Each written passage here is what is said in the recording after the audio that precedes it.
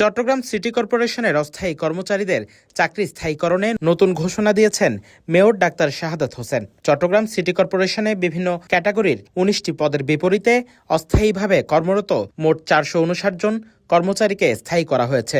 দায়িত্ব গ্রহণের পর থেকে এ পর্যন্ত মোট ১,৪৫০ জন অস্থায়ী কর্মচারীকে স্থায়ী করা হলো বলে জানিয়েছেন মেয়র।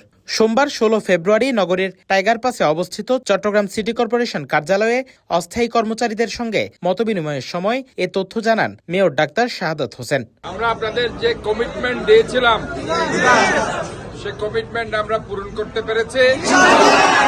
এই জন্য আমরা মহান রব্বুল আলামিনের কাছে আমরা কৃতজ্ঞতা প্রকাশ করছি এবং আপনাদের কাছে আমি যেটা চাইব, ইমানদারিত্বের সাথে অফিস টাইম সকাল ৯টা থেকে ৫টা পর্যন্ত আপনারা এই ডেটে পালন করবেন।